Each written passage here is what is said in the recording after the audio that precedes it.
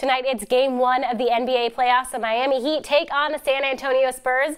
It's the Heat shot for a third straight NBA title, but the real winner here could end up being Miami Heat team president Pat Riley. WSJ Sports editor Geoff Foster is here with the details. Geoff, thanks for joining us. No problem. Why could it be such a big night for Riley? Well, it turns out several years ago, 1988 to be exact, when he was the coach of the Lakers, they had won 2 championships in a row, and he decided to trademark the phrase three-peat, which at the time, you know, I guess was kind of new. Now we say three-peat all the time. But so he owns the trademark to three-peat.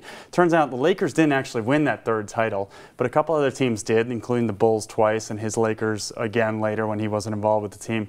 And ever since, he's been cashing in on all the royalties for any merchandise that uses the term three-peat. So now, cut to the next scene. He's president of the Miami Heat. They're about to win or could win a third title. So he'll get that, being team president, and any royalties off the word three-peat. This seems like a pretty good plan. Are other people kind of catching on to this? No, it's one of those things, like he was the first to do it, but now it's kind of done all the time. You know, Michael Buffer, the ring announcer, trademarked "Let's get ready to rumble," his expression he would say at the beginning of fights. So now he gets paid anytime someone says that. And I think people just don't say that because of that reason. We've seen this, you know, with the expression "the 12th man." Texas A&M owns the rights to that.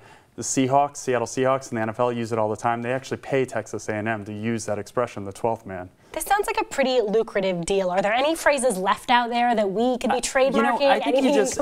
I think if you're an athlete now and you say something that kind of goes viral, like a couple of years ago, Bryce Harper for the Washington Nationals said he was in Canada and someone asked him if he was going to have a drink. He was younger than the drinking age in the U.S., but he was above the drinking age in Canada. He said, "That's a clown question, bro."